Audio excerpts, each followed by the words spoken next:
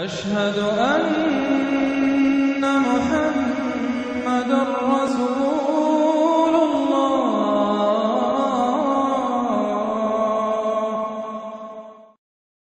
مریم نام، اس سورت کا نام آیت وَاذْکُرْ فِی الْکِتَابِ مَرْیَمَ سے ماخوذ ہے۔ مراد یہ ہے کہ وہ سورہ جس میں حضرت مریم کا ذکر آیا ہے۔ زمانہ نزول، اس کا زمانہ نزول ہجرت حبشہ سے پہلے کا ہے۔ معتبر روایات سے معلوم ہوتا ہے کہ مہاجرین اسلام جب نجاشی کے دربار میں بلائے گئے تھے، اس وقت حضرت جعفر نے یہی سورت بھرے دربار میں تلاوت کی تھی۔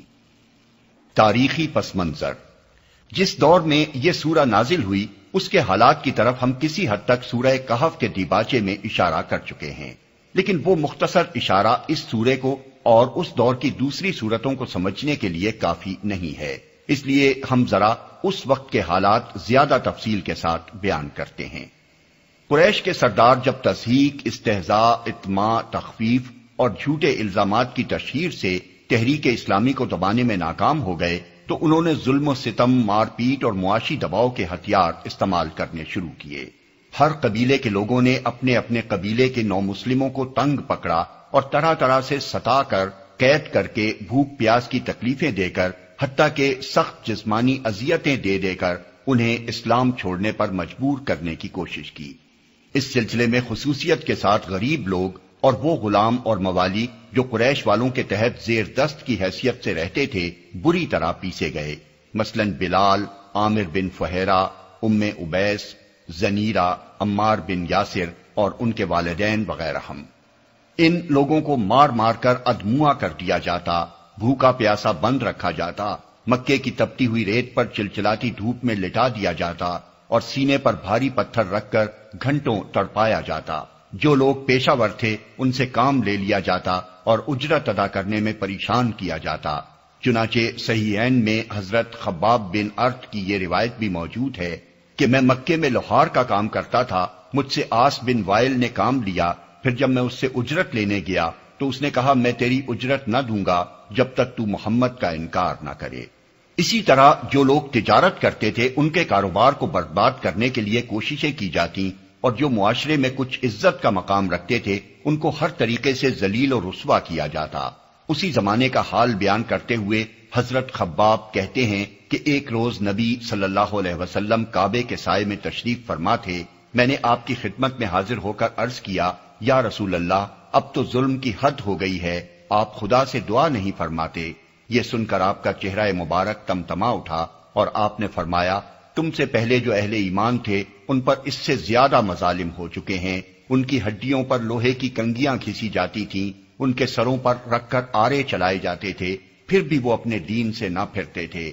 یقین جانو کہ اللہ اس کام کو پورا کر کے رہے گا، یہاں تک کہ ایک وقت وہ آئے گا کہ ایک آدمی صنعاء سے حضر موت تک بے کھٹکے سفر کرے گا اور اللہ کے سوا اس کو کسی کا خوف نہ ہوگا، مگر تم لوگ جلد بازی کرتے ہو۔ یہ حالات جب ناقابل برداشت حد تک پہنچ گئے تو رجب 45 عام الفیل 5 نبوی میں حضور نے اپنے اصحاب سے فرمایا کہ اچھا ہو کہ تم لوگ نکل کر حبش چلے جاؤ، وہاں ایک ایسا بادشاہ ہے جس کے ہاں کسی پر ظلم نہیں ہوتا اور وہ بھلائی کی سرزمین ہے، جب تک اللہ تمہاری اس مصیبت کو رفع کرنے کی کوئی صورت پیدا کرے تم لوگ وہاں ٹھہرے رہو۔ اس ارشاد کی بنا پر پہلے 11 مردوں اور 4 خواتین نے حبش کی راہ لی۔ قریش کے لوگوں نے ساحل تک ان کا پیچھا کیا، مگر خوش قسمتی سے شعیبہ کی بندرگاہ پر ان کو بروقت حبش کے لیے کشتی مل گئی اور وہ گرفتار ہونے سے بچ گئے۔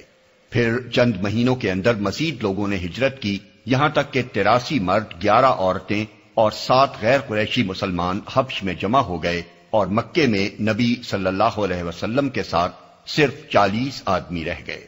اس ہجرت سے مکے کے گھر گھر میں کوہرام مچ گیا، کیونکہ قریش کے بڑے اور چھوٹے خاندانوں میں سے کوئی ایسا نہ تھا جس کے چشم و چراغ ان مہاجرین میں شامل نہ ہوں۔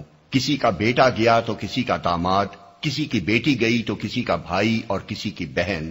ابو جہل کے بھائی سلمہ بن ہشام اور اس کے چچا زاد بھائی ہشام بن ابی حذیفہ اور عیاش بن ابی ربیعہ اور اس کی چچا زاد بہن حضرت ام سلمہ، ابو سفیان کی بیٹی ام حبیبہ اتبا کے بیٹے اور ہند جگرخوار کے سگے بھائی ابو حذیفہ، سہیل بن عمرو کی بیٹی سہلہ اور اسی طرح دوسرے سرداران قریش اور مشہور دشمنان اسلام کے اپنے جگر گوشے دین کی خاطر گھر بار چھوڑ کر نکل کھڑے ہوئے تھے۔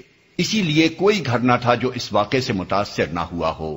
بعض لوگ اس کی وجہ سے اسلام دشمنی میں پہلے سے زیادہ سخت ہو گئے اور بعض کے دلوں پر اس کا اثر ایسا ہوا کہ آخر کار وہ مسلمان ہو کر رہے۔ چنانچہ حضرت عمر کی اسلام دشمنی پر پہلی چوٹ اسی واقعے سے لگی۔ ان کی ایک قریبی رشتہ دار لیلہ بنت حسمہ بیان کرتی ہیں، میں ہجرت کے لیے اپنا سامان باندھ رہی تھی اور میرے شوہر عامر بن ربیعہ کسی کام سے باہر گئے ہوئے تھے۔ اتنے میں عمر آئے اور کھڑے ہو کر میری مشغولیت کو دیکھتے رہے۔ کچھ دیر کے بعد کہنے لگے، عبداللہ کی ماں جا رہی ہو؟ میں نے کہا، ہاں، خدا کی قسم تم لوگوں نے ہمیں بہت ستایا۔ خدا کی زمین کھلی پڑی ہے، اب ہم کسی ایسی جگہ چلے جائیں گے جہاں خدا ہمیں چین دے۔ یہ سن کر عمر کے چہرے پر رقت کے ایسے آثار طاری ہوئے جو میں نے کبھی ان پر نہ دیکھے تھے، اور وہ بس یہ کہہ کر نکل گئے کہ خدا تمہارے ساتھ ہو۔ ہجرت کے بعد قریش کے سردار سر جوڑ کر بیٹھے اور انہوں نے طے کیا کہ عبداللہ بن ابی ربیعہ ابو جہل کے ماں جائے بھائی اور عامر بن عاص کو بہت سے قیمتی تحائف کے ساتھ حبش بھیجا جائے، اور یہ لوگ کسی نہ کسی طرح نجاشی کو اس بات پر راضی کریں کہ وہ ان مہاجرین کو مکہ واپس بھیج دے۔ ام المومنین حضرت ام سلمہ نے، جو خود مہاجرین حبشہ میں شامل تھیں، یہ واقعہ بڑی تفصیل کے ساتھ بیان کیا ہے۔ وہ فرماتی ہیں کہ قریش کے یہ دونوں ماہر سیاست سفیر ہمارے تعاقب میں حبش پہنچے۔ پہلے انہوں نے نجاشی کے آیان سلطنت میں خوب ہدیے تقسیم کر کے سب کو اس بات پر راضی کر لیا کہ وہ مہاجرین کو واپس کرنے کے لیے نجاشی پر بالاتفاق زور دیں گے۔ پھر نجاشی سے ملے اور اس کو بیش قیمت نذرانہ دینے کے بعد کہا کہ ہمارے شہر کے چند نادان لونڈے بھاگ کر آپ کے ہاں آ گئے ہیں اور قوم کے اشراف نے ہمیں آپ کے پاس ان کی واپسی کی درخواست کرنے کے لیے بھیجا ہے۔ یہ لڑکے ہمارے دین سے نکل گئے ہیں اور آپ کے دین میں بھی داخل نہیں ہوئے ہیں، بلکہ انہوں نے ایک نرالا دین نکال لیا ہے۔ ان کا کلام ختم ہوتے ہی اہل دربار ہر طرف سے بولنے لگے کہ ایسے لوگوں کو ضرور واپس کر دینا چاہیے، ان کی قوم کے لوگ زیادہ جانتے ہیں کہ ان میں کیا عیب ہے، انہیں رکھنا ٹھیک نہیں ہے۔ مگر نجاشی نے بگڑ کر کہا کہ اس طرح تو میں انہیں حوالے نہیں کروں گا۔ جن لوگوں نے دوسرے ملک کو چھوڑ کر میرے ملک پر اعتماد کیا اور یہاں پناہ لینے کے لیے آئے، ان سے میں بے وفائی نہیں کر سکتا۔ پہلے میں انہیں بلا کر تحقیق کروں گا کہ یہ لوگ ان کے بارے میں جو کچھ کہتے ہیں اس کی حقیقت کیا ہے۔ چنانچہ نجاشی نے اصحاب رسول اللہ صلی اللہ علیہ وسلم کو اپنے دربار میں بلا بھیجا۔ نجاشی کا پیغام پا کر سب مہاجرین جمع ہوئے اور انہوں نے باہم مشورہ کیا کہ بادشاہ کے سامنے کیا کہنا ہے۔ آخر سب نے بالاتفاق یہ فیصلہ کیا کہ نبی صلی اللہ علیہ وسلم نے جو تعلیم ہمیں دی ہے ہم تو وہی بے کم و کاست پیش کریں گے، خواہ نجاشی ہمیں رکھے یا نکال دے۔ دربار میں پہنچے تو چھوٹتے ہی نجاشی نے سوال کیا، یہ تم لوگوں نے کیا کیا؟ اپنی قوم کا دین بھی چھوڑا اور میرے دین میں بھی داخل نہ ہوئے، نہ دنیا کے اور نہ دوسرے ادیان میں سے کسی کو اختیار کیا۔ آخر یہ تمہارا نیا دین ہے کیا؟ اس پر مہاجرین کی طرف سے جعفر بن ابی طالب نے ایک برجستہ تقریر کی، جس میں پہلے عرب جاہلیت کی دینی، اخلاقی اور معاشرتی خرابیوں کو بیان کیا، پھر نبی صلی اللہ علیہ وسلم کی بعثت کا ذکر کر کے بتایا کہ آپ کیا تعلیمات پیش فرماتے ہیں، پھر ان مظالم کا ذکر کیا جو آن حضور کی پیروی اختیار کرنے والوں پر قریش کے لوگ ڈھا رہے تھے، اور اپنا کلام اس بات پر ختم کیا کہ دوسرے ملکوں کے بجائے ہم نے آپ کے ملک کا رخ اس امید پر کیا ہے کہ یہاں ہم پر ظلم نہ ہوگا۔ نجاشی نے یہ تقریر سن کر کہا، ذرا مجھے وہ کلام تو سناؤ جو تم کہتے ہو کہ خدا کی طرف سے تمہارے نبی پر اترا ہے۔ حضرت جعفر نے جواب میں سورہ مریم کا وہ ابتدائی حصہ سنایا جو حضرت یحییٰ اور حضرت عیسیٰ علیہ السلام سے متعلق ہے۔ نجاشی اس کو سنتا رہا اور روتا رہا یہاں تک کہ اس کی داڑھی تر ہو گئی۔ جب حضرت جعفر نے تلاوت ختم کی تو اس نے کہا، یقیناً یہ کلام اور جو کچھ عیسیٰ لائے تھے دونوں ایک ہی سرچشمے سے نکلے ہیں، خدا کی قسم میں تمہیں ان لوگوں کے حوالے نہ کروں گا۔ دوسرے روز عمرو بن العاص نے نجاشی سے کہا، ذرا ان لوگوں سے بلا کر یہ تو پوچھئے کہ عیسیٰ بن مریم کے بارے میں ان کا عقیدہ کیا ہے۔ یہ لوگ ان کے متعلق ایک بڑی بات کہتے ہیں۔ نجاشی نے پھر مہاجرین کو بلا بھیجا۔ مہاجرین کو پہلے ہی عامر کی چال کا علم ہو چکا تھا۔ انہوں نے جمع ہو کر پھر مشورہ کیا کہ اگر نجاشی نے عیسیٰ علیہ السلام کے بارے میں سوال کیا تو کیا جواب دو گے؟ موقع بڑا نازک تھا اور سب اس سے پریشان تھے، مگر پھر بھی اصحاب رسول اللہ نے یہی فیصلہ کیا کہ جو کچھ ہوتا ہے ہو جائے، ہم تو وہی بات کہیں گے جو اللہ نے فرمائی اور اللہ کے رسول نے سکھائی۔ چنانچہ جب یہ لوگ دربار میں گئے اور نجاشی نے عمر بن العاص کا پیش کردہ سوال ان کے سامنے دہرایا تو جعفر بن ابی طالب نے اٹھ کر بلا تأمل کہا کہ وہ اللہ کے بندے اور اس کے رسول ہیں اور اس کی طرف سے ایک روح اور ایک کلمہ ہیں جسے اللہ نے کنواری مریم پر القاء کیا۔ نجاشی نے سن کر ایک تنکا زمین سے اٹھایا اور کہا، خدا کی قسم جو کچھ تم نے کہا ہے عیسیٰ اس سے اس تنکے کے برابر بھی زیادہ نہیں تھے۔ اس کے بعد نجاشی نے قریش کے بھیجے ہوئے تمام ہدیے یہ کہہ کر واپس کر دیے کہ میں رشوت نہیں لیتا، اور مہاجرین سے کہا کہ تم بالکل اطمینان کے ساتھ رہو۔ موضوع اور مضمون۔ اس تاریخی پس منظر کو نگاہ میں رکھ کر جب ہم اس سورے کو دیکھتے ہیں تو اس میں اولین بات نمایاں ہو کر ہمارے سامنے یہ آتی ہے کہ اگرچہ مسلمان ایک مظلوم پناہ گزین گروہ کی حیثیت سے اپنا وطن چھوڑ کر دوسرے ملک میں جا رہے تھے، مگر اس حالت میں بھی اللہ تعالیٰ نے ان کو دین کے معاملے میں ذرہ برابر مداہنت کرنے کی تعلیم نہ دی، بلکہ چلتے وقت زاد راہ کے طور پر یہ سورہ ان کے ساتھ کی تاکہ عیسائیوں کے ملک میں عیسیٰ علیہ السلام کی بالکل صحیح حیثیت پیش کریں اور ان کے ابن اللہ ہونے کا صاف صاف انکار کر دیں۔ پہلے 2 رکوعوں میں حضرت یحییٰ اور عیسیٰ کا قصہ سنانے کے بعد پھر تیسرے رکوع میں حالات زمانہ کی مناسبت سے حضرت ابراہیم کا قصہ سنایا گیا ہے، کیونکہ ایسے ہی حالات میں وہ بھی اپنے باپ اور خاندان اور اہل ملک کے ظلم سے تنگ آ کر وطن سے نکل کھڑے ہوئے تھے۔ اس سے ایک طرف کفار مکہ کو یہ سبق دیا گیا ہے کہ آج ہجرت کرنے والے مسلمان ابراہیم کی پوزیشن میں ہیں اور تم لوگ ان ظالموں کی پوزیشن میں ہو جنہوں نے تمہارے باپ اور پیشوا ابراہیم علیہ السلام کو گھر سے نکالا تھا۔ دوسری طرف مہاجرین کو یہ بشارت دی گئی ہے کہ جس طرح ابراہیم علیہ السلام وطن سے نکل کر تباہ نہ ہوئے بلکہ اور زیادہ سربلند ہو گئے، ایسا ہی انجام نیک تمہارا انتظار کر رہا ہے۔ اس کے بعد چوتھے رکوع میں دوسرے انبیاء کا ذکر کیا گیا ہے، جس سے یہ بتانا مقصود ہے کہ تمام انبیاء علیہم السلام وہی دین لے کر آئے تھے جو محمد صلی اللہ علیہ وسلم لائے ہیں، مگر انبیاء کے گزر جانے کے بعد ان کی امتیں بگڑتی رہی ہیں اور آج مختلف امتوں میں جو گمراہیاں پائی جا رہی ہیں یہ اسی بگاڑ کا نتیجہ ہے۔ آخری 2 رکوعوں میں کفار مکہ کی گمراہیوں پر سخت تنقید کی گئی ہے اور کلام ختم کرتے ہوئے اہل ایمان کو مجدہ سنایا گیا ہے کہ دشمنان حق کی ساری کوششوں کے باوجود بالآخر تم محبوب خلائق ہو کر رہو گے۔ سمع و بصر نے مولانا سید ابو العلا مودودی رحمت اللہ علیہ کی مشہور تفسیر تفہیم القرآن کی 6 جلدوں کو 6 آڈیو CD MP3 کی شکل میں تیار کیا ہے۔ بسم اللہ الرحمن الرحیم۔ شروع اللہ کے نام سے جو رحمان و رحیم ہے۔ کاف ہا یا عین صاد ذکر رحمت ربک عبدہ زکریا اذ نادى ربه نداء خفيا۔ کاف ہا یا عین صاد، ذکر ہے اس رحمت کا جو تیرے رب نے اپنے بندے زکریا پر کی تھی جبکہ اس نے اپنے رب کو چپکے چپکے پکارا۔ ذکر ہے اس رحمت کا۔ تقابل کے لیے سورہ آل عمران رکوع 4 پیش نظر رہے، جس میں یہ قصہ دوسرے الفاظ میں بیان ہو چکا ہے۔ اپنے بندے زکریا پر کی تھی۔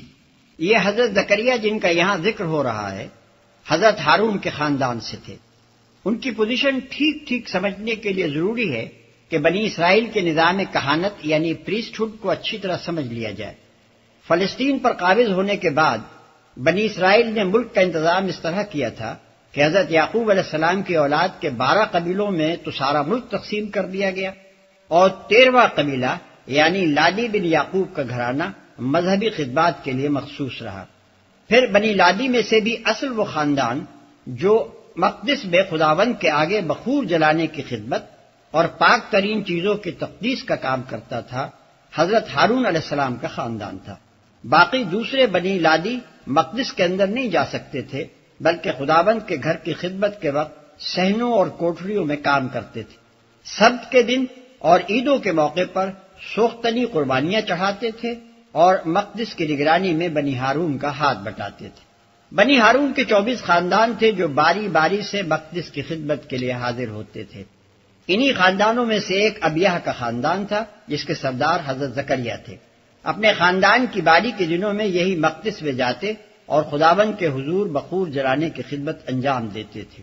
تفصیل کے لیے ملاحظہ ہو بائبل کی کتاب تواریخ اول باب 23 اور 24۔ قال رب إني وهن العظم مني واشتعل الرأس شيبا ولم أكن بدعائك رب شقيا۔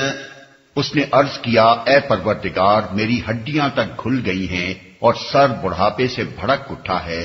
اے پروردگار، میں کبھی تجھ سے دعا مانگ کر نامراد نہیں رہا۔ وَإِنِّي خِفْتُ الْمَوَالِيَ مِنْ وَرَائِي وَكَانَتِ امْرَأَتِي عَاقِرًا فَهَبْ لِي مِنْ لَدُنْكَ وَلِيًّا يَرِثُنِي وَيَرِثُ مِنْ آلِ يَعْقُوبَ وَاجْعَلْهُ رَبِّ رَضِيًّا۔ مجھے اپنے پیچھے اپنے بھائی بندوں کی برائیوں کا خوف ہے اور میری بیوی بانجھ ہے، تو مجھے اپنے فضل خاص سے ایک وارث عطا کرتے جو میرا وارث بھی ہو اور آل یعقوب کی میراث بھی پائے، اور اے پروردگار اس کو ایک پسندیدہ انسان بنا۔ بھائی بندوں کی برائیوں کا خوف ہے۔ مطلب یہ ہے کہ ابیہ کے خاندان میں میرے بعد کوئی ایسا نظر نہیں آتا جو دینی اور اخلاقی حیثیت سے اس منصب کا اہل ہو جسے میں سنبھالے ہوئے ہوں۔ آگے جو نسل اٹھتی نظر آ رہی ہے اس کے لچھن بگڑے ہوئے ہیں۔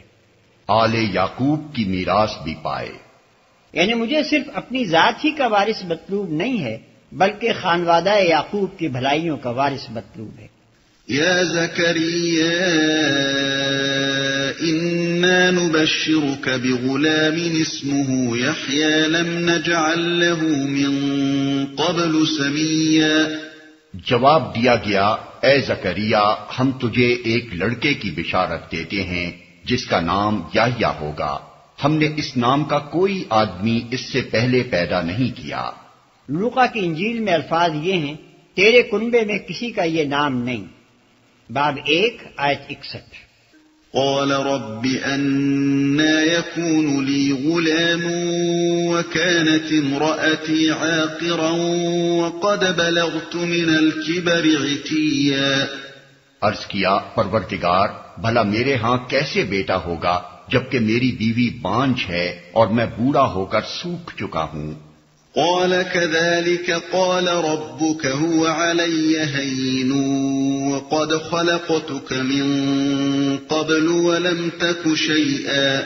جواب ملا، ایسا ہی ہوگا، تیرا رب فرماتا ہے کہ یہ تو میرے لیے ایک ذرا سی بات ہے، آخر اس سے پہلے میں تجھے پیدا کر چکا ہوں جبکہ تو کوئی چیز نہ تھا۔ حضرت زکریا کے سوال اور فرشتے کے جواب کو نگاہ میں رکھیے، کیونکہ آگے چل کر حضرت مریم علیہ السلام کے قصے میں پھر یہی مضمون آ رہا ہے، اور اس کا جو مفہوم یہاں ہے وہی وہاں بھی ہونا چاہیے۔ حضرت زکریا نے کہا، میں بوڑھا ہوں اور میری بیوی بانجھ ہے، میرے ہاں لڑکا کیسے ہو سکتا ہے؟ فرشتے نے جواب دیا کہ ایسا ہی ہوگا، یعنی تیرے بڑھاپے اور تیری بیوی کے بانجھ ہونے کے باوجود تیرے ہاں لڑکا ہوگا۔ اور پھر اس نے اللہ کی قدرت کا حوالہ دیا کہ جس خدا نے تجھے نیست سے ہست کیا، اس کی قدرت سے یہ بات بعید نہیں ہے کہ تجھ جیسے شیخ فانی سے ایک ایسی عورت کے ہاں اولاد پیدا کرے جو عمر بھر بانجھ رہی ہے۔ قال رب اجعل لي آية قال آيتك ألا تكلم الناس 3 ليال سويا۔ زکریا نے کہا، پروردگار میرے لیے کوئی نشانی مقرر کر دے۔ فرمایا، تیرے لیے نشانی یہ ہے کہ تو ہم 3 دن لوگوں سے بات نہ کر سکے۔ فخرج على قومه من المحراب فأوحى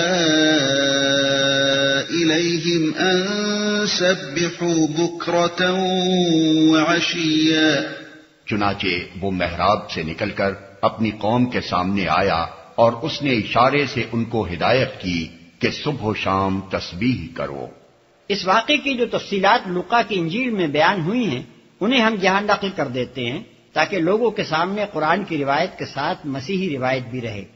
یہودیہ کے بادشاہ ہیرودیس کے زمانے میں ابیہ کے فریق سے زکریا نام کا ایک کاہن تھا اور اس کی بیوی ہارون کی اولاد میں سے تھی، اور اس کا نام الیشبہ یعنی ایلزبتھ تھا، اور وہ دونوں خدا کے حضور راست باز اور خداوند کے سب احکام و قوانین پر بے عیب چلنے والے تھے، اور ان کے اولاد نہ تھی کیونکہ الیشبہ بانجھ تھی اور وہ دونوں عمر رسیدہ تھے۔ جب وہ خدا کے حضور اپنے فریق کی باری پر کہانت کا کام انجام دیتا تھا تو ایسا ہوا کہ کہانت کے دستور کے موافق اس کے نام کا قرعہ نکلا کہ خداوند کے مقدس میں جا کر خوشبو جلائے، اور لوگوں کی ساری جماعت خوشبو جلاتے وقت باہر دعا کر رہی تھی کہ خداوند کا فرشتہ خوشبو کے تدوہ کی داہنی طرف کھڑا ہوا اس کو دکھائی دیا، اور زکریا دیکھ کر گھبرایا اور اس پر دہشت چھا گئی، مگر فرشتے نے اس سے کہا کہ اے زکریا خوف نہ کر کیونکہ تیری دعا سن لی گئی۔ حضرت زکریا علیہ السلام کی دعا کا ذکر بائبل میں کہیں نہیں ہے۔ اور تیرے لیے تیری بیوی الیشبہ کے بیٹا ہوگا، تو اس کا نام یوحنا یعنی یحییٰ رکھنا، اور تجھے خوشی و خرمی ہوگی، اور بہت سے لوگ اس کی پیدائش کے سبب سے خوش ہوں گے کیونکہ وہ خداوند کے حضور میں بزرگ ہوگا۔ سورہ آل عمران میں اس کے لیے لفظ سیدن استعمال ہوا ہے، اور ہرگز نہ میں اور نہ کوئی اور شراب پیے گا، تقیًا، اور اپنی ماں کے بطن ہی سے روح القدس سے بھر جائے گا، اور بہت سے بنی اسرائیل کو خداوند کی طرف جو ان کا خدا ہے پھیرے گا، اور وہ ایلیا یعنی الیاس علیہ السلام کی روح اور قوت میں اس کے آگے آگے چلے گا کہ والدوں کے دل اولاد کی طرف اور نافرمانوں کو راست بازوں کی دانائی پر چلنے کی طرف پھیرے اور خداوند کے لیے ایک مستعد قوم تیار کرے۔ زکریا نے فرشتے سے کہا میں اس بات کو کس طرح جانوں کیونکہ میں بوڑھا ہوں اور میری بیوی عمر رسیدہ ہے۔ فرشتے نے اس سے کہا میں جبریل ہوں جو خدا کے حضور کھڑا رہتا ہوں اور اس لیے بھیجا گیا ہوں کہ تجھ سے کلام کروں اور تجھے ان باتوں کی خوشخبری دوں۔ اور دیکھ جس دن تک یہ باتیں واقع نہ ہو لیں تو چپ کا رہے گا اور بول نہ سکے گا، اس لیے کہ تو نے میری باتوں کا جو اپنے وقت پر پوری ہوں گی یقین نہ کیا۔ یہ بیان قرآن سے مختلف ہے۔ قرآن اسے نشانی قرار دیتا ہے اور لوقا کی روایت اسے سزا کہتی ہے۔ نیز قرآن صرف 3 دن کی خاموشی کا ذکر کرتا ہے، اور لوقا کہتا ہے کہ اس وقت سے حضرت یحییٰ علیہ السلام کی پیدائش تک حضرت زکریا علیہ السلام گونگے رہے، اور لوگ زکریا کی راہ دیکھتے اور تعجب کرتے تھے کہ اسے مقدس میں کیوں دیر لگی۔ جب وہ باہر آیا تو ان سے بول نہ سکا، پس انہوں نے معلوم کیا کہ اس نے مقدس میں رویا دیکھی ہے، اور وہ ان سے اشارے کرتا تھا اور گونگا ہی رہا۔ لوقا باب 1 آیت 5-22۔ يا يحيى خذ الكتاب بقوة وآتيناه الحكم صبيا وحنانا من لدنا وزكاة وكان تقيا وبرا بوالديه ولم يكن جبارا عصيا۔ اے یحییٰ کتاب الہی کو مضبوط تھام لے، ہم نے اسے بچپن ہی میں حکم سے نوازا اور اپنی طرف سے اس کو نرم دلی اور پاکیزگی عطا کی، اور وہ بڑا پرہیزگار اور اپنے والدین کا حق شناس تھا، وہ جبار نہ تھا اور نہ نافرمان۔ کتاب الہی کو مضبوط تھام لے۔ بیچ میں یہ تفصیل چھوڑ دی گئی ہے کہ اس فرمان الہی کے مطابق حضرت یحییٰ علیہ السلام پیدا ہوئے اور جوانی کی عمر کو پہنچے۔ اب یہ بتایا جا رہا ہے کہ جب وہ سن رشد کو پہنچے تو کیا کام ان سے لیا گیا۔ یہاں صرف ایک فقرے میں اس مشن کو بیان کر دیا گیا ہے جو منصب نبوت پر معمور کرتے وقت ان کے سپرد کیا گیا تھا، یعنی وہ تورات پر مضبوطی کے ساتھ قائم ہوں اور بنی اسرائیل کو اس پر قائم کرنے کی کوشش کریں۔ حکم یعنی قوت فیصلہ، قوت اجتہاد، تفقہ فی الدین، معاملات میں صحیح رائے قائم کرنے کی صلاحیت، اور اللہ کی طرف سے معاملات میں فیصلہ دینے کا اختیار۔ نرم دلی.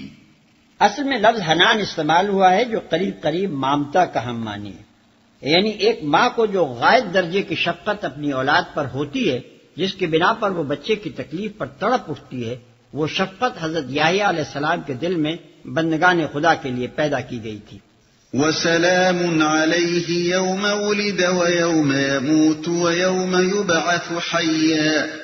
سلام اس پر جس روز کہ وہ پیدا ہوا اور جس دن وہ مرے اور جس روز وہ زندہ کر کے اٹھایا جائے.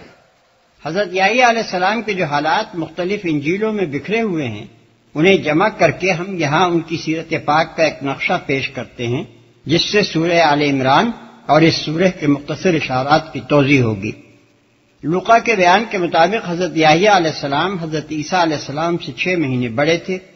ان کی والدہ اور حضرت عیسیٰ علیہ السلام کی والدہ آپس میں قریبی رشتہ دار تھیں. تقریباً 30 سال کی عمر میں وہ نبوت کے منصب پر عملاً مامور ہوئے، اور یوحنا کی روایت کے مطابق انہوں نے شرق اردن کے علاقے میں دعوت اللہ کا کام شروع کیا.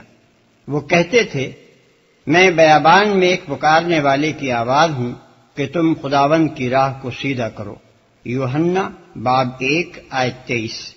مرقس کا بیان ہے کہ وہ لوگوں سے گناہوں کی توبہ کراتے تھے اور توبہ کرنے والوں کو بپتسمہ دیتے تھے، یعنی توبہ کے بعد غسل کراتے تھے تاکہ روح اور جسم دونوں پاک ہو جائیں.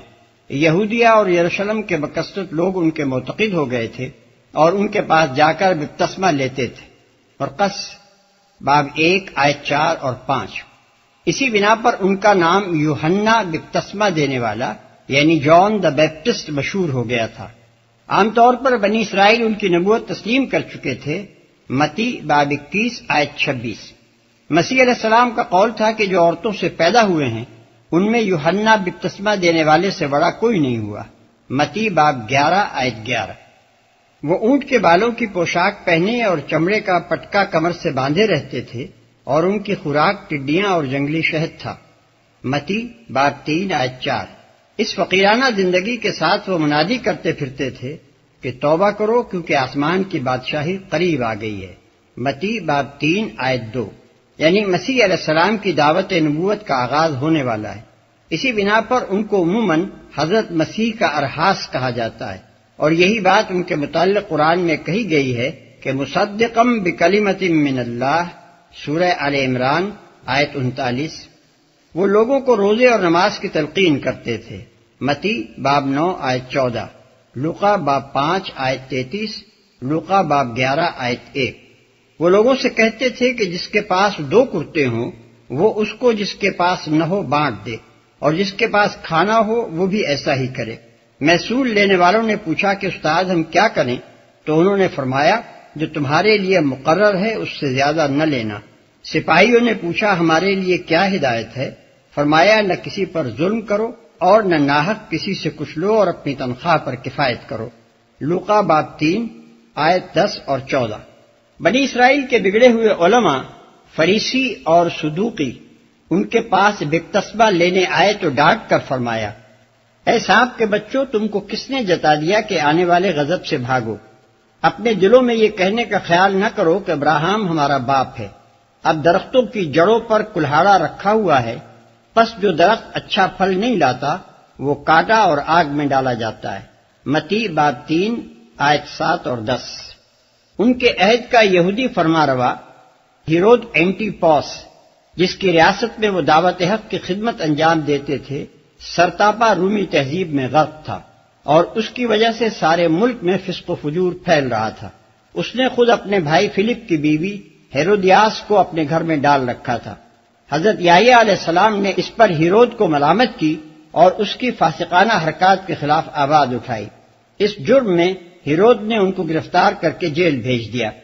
تاہم وہ ان کو ایک مقدس اور راست باز آدمی جان کر ان کا احترام بھی کرتا تھا اور پبلک میں ان کے غیر معمولی اثر سے ڈرتا بھی تھا.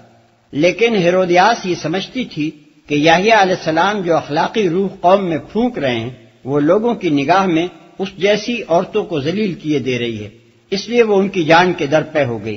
آخر کار ہیرود کی سالگرہ کے جشن میں اس نے وہ موقع پا لیا جس کی وہ طاق میں تھی. جشن کے دربار میں اس کی بیٹی نے خوب رقص کیا، جس پر خوش ہو کر ہیرود نے کہا مانگ کیا مانگتی ہے؟ بیٹی نے اپنی فاحشہ ماں سے پوچھا کہ کیا مانگوں؟ ماں نے کہا کہ یحییٰ کا سر مانگ لے۔ چنانچہ اس نے ہیرود کے سامنے ہاتھ باندھ کر عرض کیا، مجھے یوحنا بپتسمہ دینے والے کا سر ایک تھال میں رکھوا کر ابھی منگوا دیجیے۔ ہیرود یہ سن کر بہت غمگین ہوا، مگر محبوبہ کی بیٹی کا تقاضا کیسے رد کر سکتا تھا؟ اس نے فوراً قید خانے سے یحییٰ علیہ السلام کا سر کٹوا کر منگوایا اور ایک تھال میں رکھوا کر رقاصہ کی نظر کر دیا۔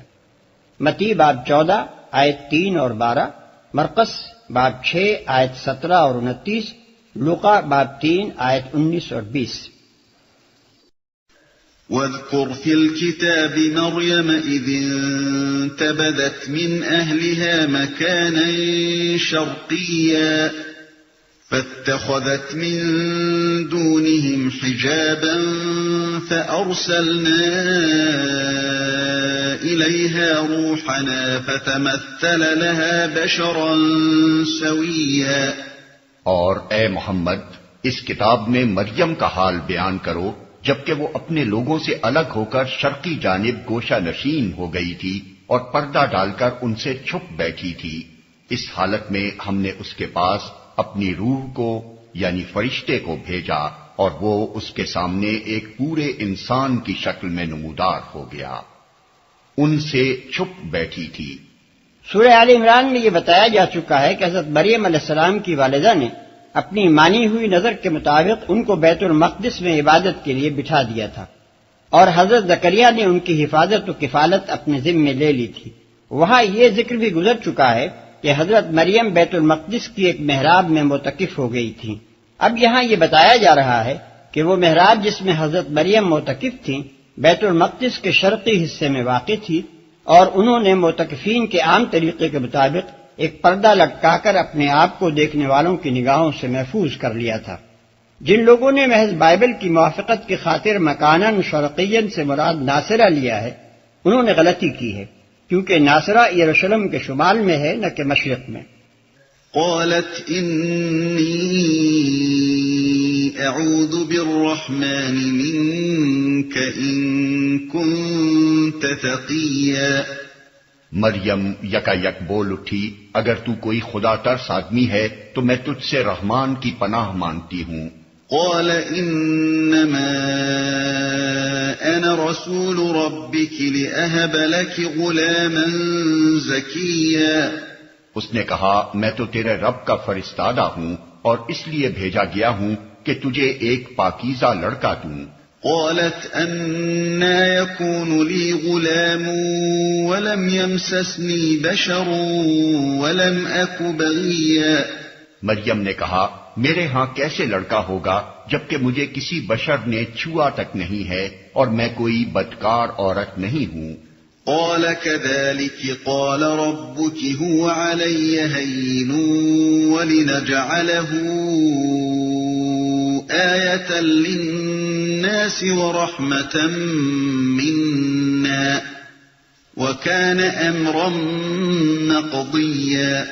فرشتے نے کہا ایسا ہی ہوگا، تیرا رب فرماتا ہے کہ ایسا کرنا میرے لیے بہت آسان ہے، اور ہم یہ اس لیے کریں گے کہ اس لڑکے کو لوگوں کے لیے ایک نشانی بنائیں اور اپنی طرف سے ایک رحمت، اور یہ کام ہو کر رہنا ہے، ایک نشانی بنائیں۔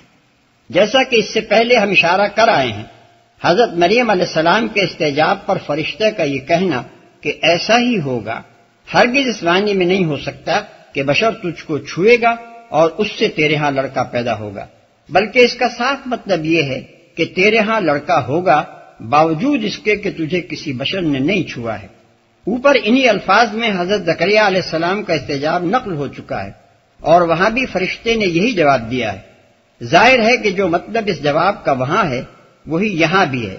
اسی طرح سورہ ذاریات آیات 28 تا 30 میں جب فرشتہ حضرت ابراہیم علیہ السلام کو بیٹے کی بشارت دیتا ہے اور حضرت سارہ کہتی ہیں کہ مجھ بوڑھی بانجھ کے ہاں بیٹا کیسے ہوگا، تو فرشتہ ان کو جواب دیتا ہے کہ کذالک، ایسا ہی ہوگا۔ ظاہر ہے کہ اس سے مراد بڑھاپے اور بانجھپن کے باوجود ان کے ہاں اولاد ہونا ہے۔ علاوہ بنی اگر کذالک کا مطلب یہ لے لیا جائے کہ بشر تجھے چھوئے گا اور تیرے ہاں اسی طرح لڑکا ہوگا جیسے دنیا بھر کی عورتوں کے ہاں ہوا کرتا ہے، تو پھر بعد کے دونوں فقرے بالکل بے معنی ہو جاتے ہیں۔ اس صورت میں یہ کہنے کی کیا ضرورت رہ جاتی ہے کہ تیرا رب کہتا ہے کہ ایسا کرنا میرے لیے بہت آسان ہے، اور یہ کہ ہم اس لڑکے کو ایک نشانی بنانا چاہتے ہیں۔ نشانی کا لفظ یہاں صریحاً معجزے کے معنی میں استعمال ہوا ہے، اور اسی معنی پر یہ فقرہ بھی دلالت کرتا ہے کہ ایسا کرنا میرے لیے بہت آسان ہے۔ لہذا اس ارشاد کا مطلب بجز اس کے اور کچھ نہیں ہے کہ ہم اس لڑکے کی ذات ہی کو ایک معجزے کی حیثیت سے بنی اسرائیل کے سامنے پیش کرنا چاہتے ہیں۔ بعد کی تفصیلات اس بات کی خود تشریح کر رہی ہیں کہ حضرت عیسیٰ علیہ السلام کی ذات کو کس طرح معجزہ بنا کر پیش کیا گیا۔ فحملته فانتبذت به مكانا قصيا فأجاءها المخاض إلى جذع النخلة قالت يا ليتني مت قبل هذا وكنت نسيا منسيا۔ مریم کو اس بچے کا حمل رہ گیا اور وہ اس حمل کو لیے ہوئے ایک دور کے مقام پر چلی گئی۔ پھر زچگی کی تکلیف نے اسے ایک کھجور کے درخت کے نیچے پہنچا دیا۔ وہ کہنے لگی کاش میں اس سے پہلے ہی مر جاتی اور میرا نام و نشان نہ رہتا۔ ایک دور کے مقام پر چلی گئی۔ دور کے مقام سے مراد بیت لحم ہے۔ حضرت مریم علیہ السلام کا اپنے اعتکاف سے نکل کر وہاں جانا ایک فطری امر تھا۔ بنی اسرائیل کے مقدس ترین گھرانے، بنی ہارون کی لڑکی، اور پھر وہ جو بیت المقدس میں خدا کی عبادت کے لیے وقف ہو کر بیٹھی تھی، یکایک حاملہ ہو گئی۔ اس حالت میں اگر وہ اپنی جائے اعتکاف پر بیٹھی رہتی اور ان کا حمل لوگوں پر ظاہر ہو جاتا تو خاندان والے ہی نہیں، قوم کے دوسرے لوگ بھی ان کا جینا مشکل کر دیتے۔ اس لیے بیچاری اس شدید آزمائش میں مبتلا ہونے کے بعد خاموشی کے ساتھ اپنے اعتکاف کا حجرہ چھوڑ کر نکل کھڑی ہوئی، تاکہ جب تک اللہ کی مرضی پوری ہو قوم کی لعنت و ملامت اور عام بدنامی سے تو بچی رہیں۔ یہ واقعہ بجائے خود اس بات کی بہت بڑی دلیل ہے کہ حضرت عیسیٰ علیہ السلام باپ کے بغیر پیدا ہوئے تھے۔ اگر وہ شادی شدہ ہوتی اور شوہر ہی سے ان کے ہاں بچہ پیدا ہو رہا ہوتا تو کوئی وجہ نہ تھی کہ میکے اور سسرال سب کو چھوڑ چھاڑ کر وہ زچگی کے لیے تنے تنہا ایک دور دراز مقام پر چلی جاتی۔ میرا نام و نشان نہ رہتا۔ ان الفاظ سے اس پریشانی کا اندازہ کیا جا سکتا ہے جس میں حضرت مریم علیہ السلام اس وقت مبتلا تھی۔ موقع کی نزاکت ملحوظ رہے تو ہر شخص سمجھ سکتا ہے کہ ان کی زبان سے یہ الفاظ درد ذہ کی تکلیف کی وجہ سے نہیں نکلے تھے، بلکہ یہ فکر ان کو کھائی جا رہی تھی کہ اللہ تعالیٰ نے جس خطرناک آزمائش میں انہیں ڈالا ہے اس سے کس طرح بخیریت عہدہ برا ہوں۔ حمل کو تو اب تک کسی نہ کسی طرح چھپا لیا، اب اس بچے کو کہاں لے جائیں؟ بعد کا یہ فقرہ کہ فرشتے نے ان سے کہا غم نہ کر، اس بات کو واضح کر رہا ہے کہ حضرت مریم علیہ السلام نے یہ الفاظ کیوں کہے تھے۔ شادی شدہ لڑکی کے ہاں جب پہلا بچہ پیدا ہو رہا ہو تو وہ چاہے تکلیف سے کتنی ہی تڑپے، اسے رنج و غم کبھی لاحق نہیں ہوا کرتا۔ فناداها من تحتها ألا تحزني قد جعل ربك تحتك سريا وهزي إليك بجذع النخلة تساقط عليك رطبا جنيا فكلي واشربي وقري عينا فإما ترين من البشر أحدا فقولي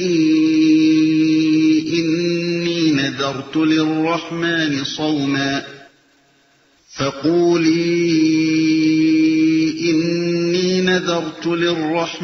صوما فلن أكلم اليوم إنسيا۔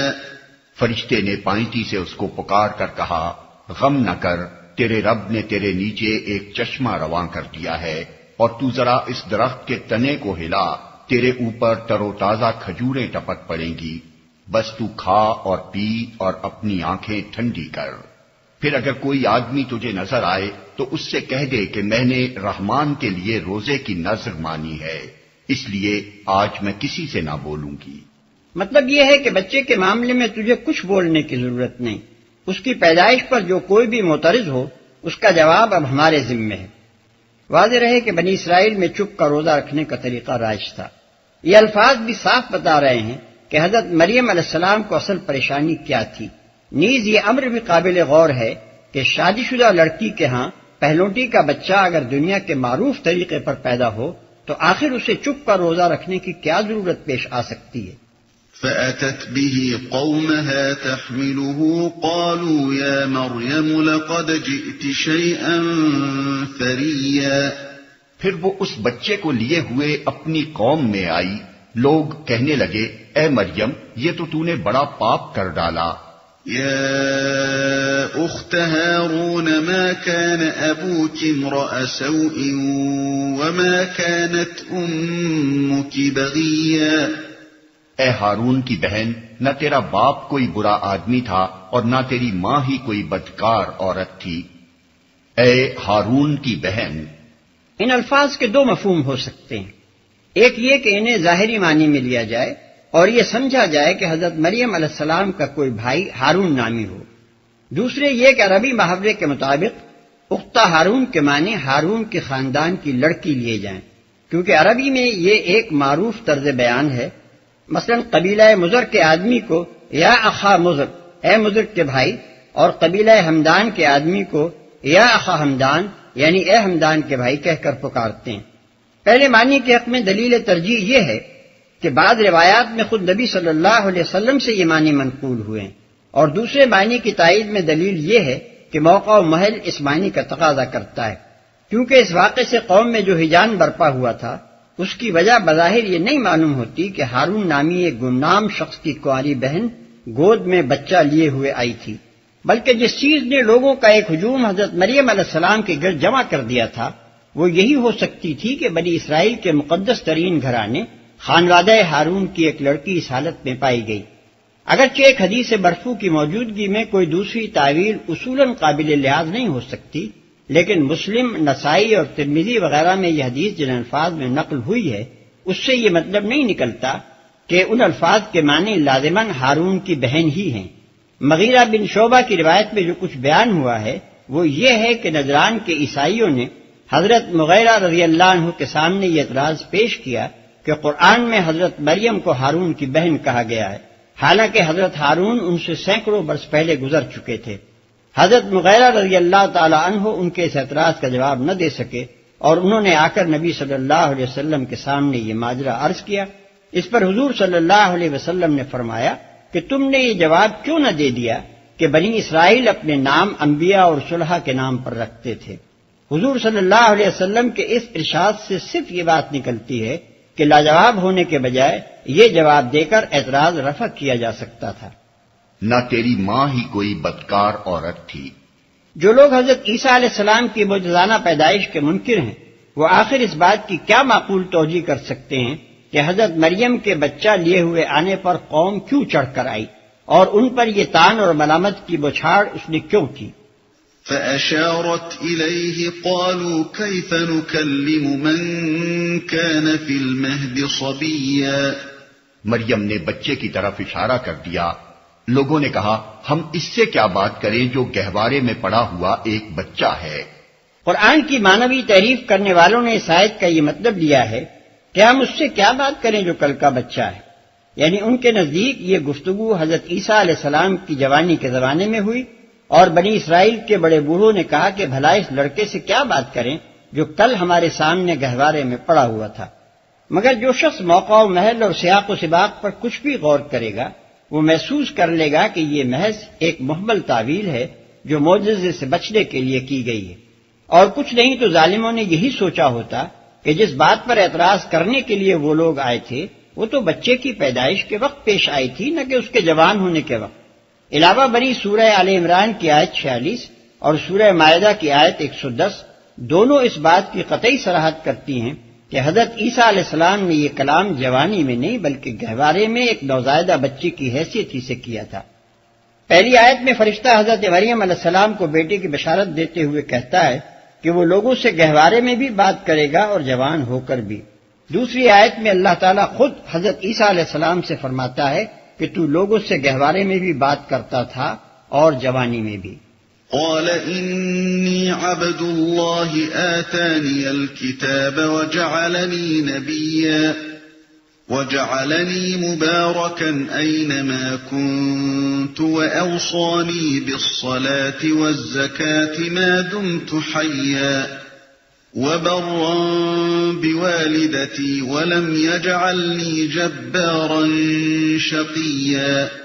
بچہ بول اٹھا، میں اللہ کا بندہ ہوں، اس نے مجھے کتاب دی اور نبی بنایا اور بابرکت کیا جہاں بھی میں رہوں، اور نماز اور زکوٰۃ کی پابندی کا حکم دیا جب تک میں زندہ رہوں، اور اپنی والدہ کا حق ادا کرنے والا بنایا، اور مجھ کو جبار اور شقی نہیں بنایا، اپنی والدہ کا حق ادا کرنے والا بنایا. یہ نہیں فرمایا کہ والدین کا حق ادا کرنے والا، صرف والدہ کا حق ادا کرنے والا فرمایا ہے. یہ بھی اس بات کی دلیل ہے کہ حضرت عیسیٰ علیہ السلام کا باپ کوئی نہ تھا، اور اسی کی ایک سری دلیل یہ ہے کہ قرآن میں ہر جگہ ان کو عیسیٰ ابن مریم کہا گیا ہے. والسلام علی یوم ولدت ویوم اموت ویوم ابعث حیا. سلام ہے مجھ پر جب کہ میں پیدا ہوا اور جب کہ میں مروں اور جب کہ زندہ کر کے اٹھایا جاؤں. یہ ہے وہ نشانی جو حضرت عیسیٰ علیہ السلام کی ذات میں بنی اسرائیل کے سامنے پیش کی گئی. اللہ تعالیٰ بنی اسرائیل کو ان کی مسلسل بدکرداریوں پر عبرتناک سزا دینے سے پہلے ان پر حجت تمام کرنا چاہتا تھا. اس کے لیے اس نے یہ تدبیر فرمائی کہ بنی ہارون کی ایک ایسی زاہدہ و عابدہ لڑکی کو جو بیت المقدس میں معتکف اور حضرت زکریا کے زیر تربیت تھی، دوشیزگی کی حالت میں حاملہ کر دیا، تاکہ جب وہ بچہ لیے ہوئے آئے تو ساری قوم میں ہیجان برپا ہو جائے اور لوگوں کی توجہات یکلخت اس پر مرکوز ہو جائیں.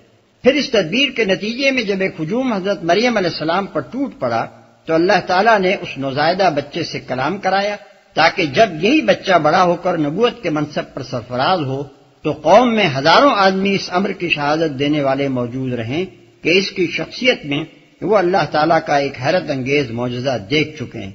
اس پر بھی جب یہ قوم اس کی نبوت کا انکار کرے اور اس کی پیروی قبول کرنے کے بجائے اسے مجرم بنا کر صلیب پر چڑھانے کی کوشش کرے تو پھر اس کو ایسی عبرتناک سزا دی جائے جو دنیا میں کسی قوم کو نہیں دی گئی. ذلك عيسى ابن مريم قول الحق الذي فيه يمترون. یہ ہے عیسیٰ ابن مریم اور یہ ہے اس کے بارے میں وہ سچی بات جس میں لوگ شک کر رہے ہیں.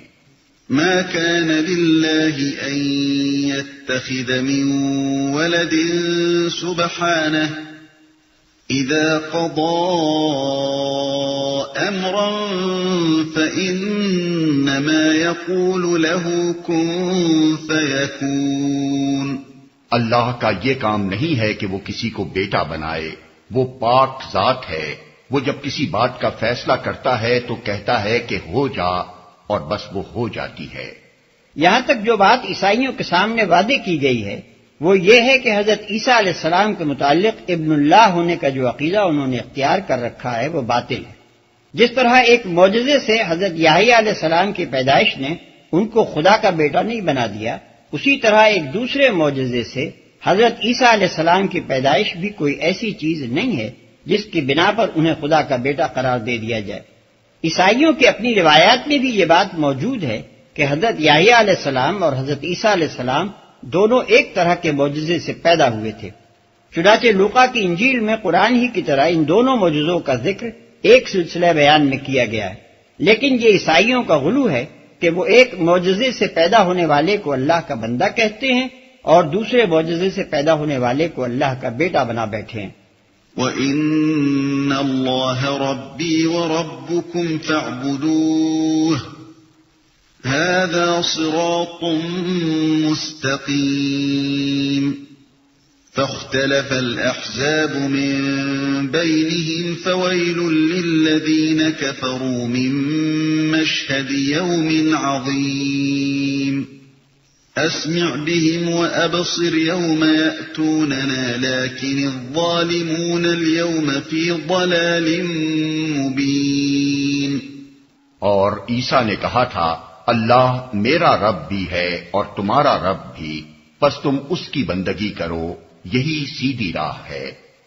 مگر پھر مختلف گروہ باہم اختلاف کرنے لگے، سو جن لوگوں نے کفر کیا ان کے لیے وہ وقت بڑی تباہی کا ہوگا جبکہ وہ ایک بڑا دن دیکھیں گے جب وہ ہمارے سامنے حاضر ہوں گے۔ اس روز تو ان کے کان بھی خوب سن رہے ہوں گے اور ان کی آنکھیں بھی خوب دیکھتی ہوں گی، مگر آج یہ ظالم کھلی گمراہی میں مبتلا ہیں۔ یہی سیدھی راہ ہے۔ یہاں عیسائیوں کو بتایا گیا ہے کہ حضرت عیسیٰ علیہ السلام کی دعوت بھی وہی تھی جو تمام دوسرے انبیاء علیہ السلام لے کر آئے تھے۔ انہوں نے اس کے سوا کچھ نہیں سکھایا تھا کہ صرف خدا واحد کی بندگی کی جائے۔ اب یہ جو تم نے ان کو بندے کے بجائے خدا بنا لیا ہے اور انہیں عبادت میں اللہ کے ساتھ شریک کر رہے ہو، یہ تمہاری اپنی ایجاد ہے، تمہارے پیشوا کی یہ تعلیم ہرگز نہیں تھی۔ پھر مختلف گروہ یعنی عیسائیوں کے گروہ۔ وَأَنذِرْهُمْ يَوْمَ الْحَسْرَةِ إِذْ قُضِيَ الْأَمْرُ وَهُمْ فِي غَفْلَةٍ وَهُمْ لَا يُؤْمِنُونَ۔ اے محمد، اس حالت میں جبکہ یہ لوگ غافل ہیں اور ایمان نہیں لا رہے ہیں، انہیں اس دن سے ڈرا دو جبکہ فیصلہ کر دیا جائے گا اور پچھتاوے کے سوا کوئی چارہ کار نہ ہوگا۔ إِنَّا نَحْنُ نَرِثُ الْأَرْضَ وَمَنْ عَلَيْهَا وَإِلَيْنَا يُرْجَعُونَ۔ آخر کار ہم ہی زمین اور اس کی ساری چیزوں کے وارث ہوں گے اور سب ہماری طرف ہی پلٹائے جائیں گے۔ یہاں وہ تقریر ختم ہوتی ہے جو عیسائیوں کو سنانے کے لیے نازل فرمائی گئی تھی۔ اس تقریر کی عظمت کا صحیح اندازہ اسی وقت ہو سکتا ہے جبکہ آدمی اس کو پڑھتے وقت وہ تاریخی پس منظر نگاہ میں رکھے جو ہم نے اس سورے کے دیباچے میں بیان کیا ہے۔ یہ تقریر اس موقع پر نازل ہوئی تھی جبکہ مکے کے مظلوم مسلمان ایک عیسائی سلطنت میں پناہ لینے کے لیے جا رہے تھے، اور اس غرض کے لیے نازل کی گئی تھی کہ جب وہاں مسیح کے متعلق اسلامی عقائد کا سوال چھڑے تو یہ سرکاری بیان عیسائیوں کو سنا دیا جائے۔ اس سے بڑھ کر اور کیا ثبوت اس امر کا ہو سکتا ہے کہ اسلام نے مسلمانوں کو کسی حال میں بھی حق و صداقت کے معاملے میں مداہنت برتنا نہیں سکھایا ہے۔ پھر وہ سچے مسلمان جو حبش کی طرف ہجرت کر کے گئے تھے، ان کی قوت ایمانی بھی حیرت انگیز ہے کہ انہوں نے عین دربار شاہی میں ایسے نازک موقع پر اٹھ کر یہ تقریر سنا دی جبکہ نجاشی کے تمام اہل دربار رشوت کھا کر انہیں ان کے دشمنوں کے سپرد کر دینے پر تل گئے تھے۔ اس وقت اس امر کا پورا خطرہ تھا کہ مسیحیت کے بنیادی عقائد پر اسلام کا یہ بلاگ تبصرہ سن کر نجاشی بھی بگڑ جائے گا اور ان مظلوم مسلمانوں کو قریش کے قصائیوں کے حوالے کر دے گا، مگر اس کے باوجود انہوں نے کلمہ حق پیش کرنے میں ذرہ برابر تامل نہ کیا۔ وَاذْكُرْ فِي الْكِتَابِ إِبْرَاهِيمَ إِنَّهُ كَانَ صِدِّيقًا نَبِيًّا۔ اور اس کتاب میں ابراہیم کا قصہ بیان کرو، بے شک وہ ایک راست باز انسان اور ایک نبی تھا۔ ابراہیم کا قصہ بیان کرو۔ یہاں سے خطاب کا رخ اہل مکہ کی طرف پھر رہا ہے، جنہوں نے اپنے نوجوان بیٹوں، بھائیوں اور دوسرے رشتہ داروں کو اسی طرح خدا پرستی کے جرم میں گھر چھوڑنے پر مجبور کر دیا تھا جس طرح حضرت ابراہیم علیہ السلام کو ان کے باپ اور بھائی بندوں نے دیس نکالا دیا تھا۔ اس غرض کے لیے دوسرے انبیاء کو چھوڑ کر خاص طور پر حضرت ابراہیم علیہ السلام کے قصے کا انتخاب اس لیے کیا گیا کہ قریش کے لوگ ان کو اپنا پیشوا مانتے تھے اور انہی کی اولاد ہونے پر عرب میں اپنا فخر جتایا کرتے تھے۔ اذ قال لأبيه يا أبت لم تعبد ما لا يسمع ولا يبصر ولا يغني عنك شيئا۔ انہیں ذرا اس موقع کی یاد دلاؤ جبکہ اس نے اپنے باپ سے کہا کہ ابا جان آپ کیوں ان چیزوں کی عبادت کرتے ہیں جو نہ سنتی ہیں نہ دیکھتی ہیں اور نہ آپ کا کوئی کام بنا سکتی ہیں۔ یا ابت انی قد جاءنی من العلم ما لم یأتک فاتبعنی اہدک صراطا سویا۔ ابا جان میرے پاس ایک ایسا علم آیا ہے جو آپ کے پاس نہیں آیا، آپ میرے پیچھے چلیں میں آپ کو سیدھا راستہ بتاؤں گا۔ یا ابت لا تعبد الشیطان ان الشیطان کان للرحمن عصیا۔ ابا جان آپ شیطان کی بندگی نہ کریں، شیطان تو رحمان کا نافرمان ہے، آپ شیطان کی بندگی نہ کریں۔ اصل الفاظ ہیں لا تعبد الشیطان، یعنی شیطان کی عبادت نہ کریں۔ اگرچہ حضرت ابراہیم علیہ السلام کے والد اور قوم کے دوسرے لوگ عبادت بتوں کی کرتے تھے، لیکن چونکہ اطاعت وہ شیطان کی کر رہے تھے، اس لیے حضرت ابراہیم علیہ السلام نے ان کی اس اطاعت شیطان کو بھی عبادت شیطان قرار دیا۔ اس سے معلوم ہوا کہ عبادت محض پوجا اور پرستش کا نام نہیں بلکہ اطاعت کا نام بھی ہے۔ نیز اس سے یہ بھی معلوم ہوا کہ اگر کوئی شخص کسی پر لعنت کرتے ہوئے بھی اس کی بندگی بجا لائے تو وہ اس کی عبادت کا مجرم ہے، کیونکہ شیطان بہرحال کسی زمانے میں بھی لوگوں کا معبود بمعنی معروف نہیں رہا، بلکہ اس کے نام پر ہر زمانے میں لوگ لعنت ہی بھیجتے رہے ہیں۔ یا ابت انی اخاف ان یمسک عذاب من الرحمن فتکون للشیطان ولیا۔ ابا جان، مجھے ڈر ہے کہ کہیں آپ رحمان کے عذاب میں مبتلا نہ ہو جائیں اور شیطان کے ساتھی بن کر رہیں۔ قال اراغب انت عن آلهتي يا ابراهيم لئن لم تنته لارجمنك واهجرني مليا۔ باپ نے کہا، ابراہیم کیا تو میرے معبودوں سے پھر گیا ہے؟ اگر تو باز نہ آیا تو میں تجھے سنسار کر دوں گا، بس تو ہمیشہ کے لیے مجھ سے الگ ہو جا۔ قال سلام عليك سأستغفر لك ربي إنه كان بي حفيا۔ ابراہیم نے کہا، سلام ہے آپ کو، میں اپنے رب سے دعا کروں گا کہ آپ کو معاف کر دے، میرا رب مجھ پر بڑا ہی مہربان ہے۔ وَأَعْتَزِلُكُمْ وَمَا تَدْعُونَ مِن دُونِ اللَّهِ وَأَدْعُو رَبِّي عَسَىٰ أَلَّا أَكُونَ بِدُعَاءِ رَبِّي شَقِيًّا۔ میں آپ لوگوں کو بھی چھوڑتا ہوں اور ان ہستیوں کو بھی جنہیں آپ لوگ خدا کو چھوڑ کر پکارا کرتے ہیں، میں تو اپنے رب ہی کو پکاروں گا، امید ہے کہ میں اپنے رب کو پکار کے نامراد نہ رہوں گا۔ فَلَمَّا اعْتَزَلَهُمْ وَمَا يَعْبُدُونَ مِن دُونِ اللَّهِ وَهَبْنَا لَهُ إِسْحَاقَ وَيَعْقُوبَ وَكُلًّا جَعَلْنَا نَبِيًّا وَوَهَبْنَا لَهُم مِّن رَّحْمَتِنَا وَجَعَلْنَا لَهُمْ لِسَانَ صِدْقٍ عَلِيًّا۔ پس جب وہ ان لوگوں سے اور ان کے معبودان غیر اللہ سے جدا ہو گیا تو ہم نے اس کو اسحاق اور یعقوب جیسی اولاد دی اور ہر ایک کو نبی بنایا اور ان کو اپنی رحمت سے نوازا اور ان کو سچی ناموری عطا کی۔ یہ حرف تسلی ہے ان مہاجرین کے لیے جو گھروں سے نکلنے پر مجبور ہوئے تھے۔ ان کو بتایا جا رہا ہے کہ جس طرح ابراہیم علیہ السلام اپنے خاندان سے کٹ کر برباد نہ ہوئے بلکہ الٹے سربلند و سرفراز ہو کر رہے، اسی طرح تم بھی برباد نہ ہوگے بلکہ وہ عزت پاؤ گے جس کا تصور بھی جاہلیت میں پڑے ہوئے کفار قریش نہیں کر سکتے۔ وَاذْكُرْ فِي الْكِتَابِ مُوسَىٰ إِنَّهُ كَانَ مُخْلَصًا وَكَانَ رَسُولًا نَبِيًّا۔ اور ذکر کرو اس کتاب میں موسیٰ کا، وہ ایک چیدہ شخص تھا اور رسول نبی تھا۔ وہ ایک چیدہ شخص تھا۔ اصل میں لفظ مخلص استعمال ہوا ہے جس کے معنی ہے خالص کیا ہوا۔ مطلب یہ ہے کہ حضرت موسیٰ علیہ السلام ایک ایسے شخص تھے جن کو اللہ تعالیٰ نے خالص اپنا کر لیا تھا۔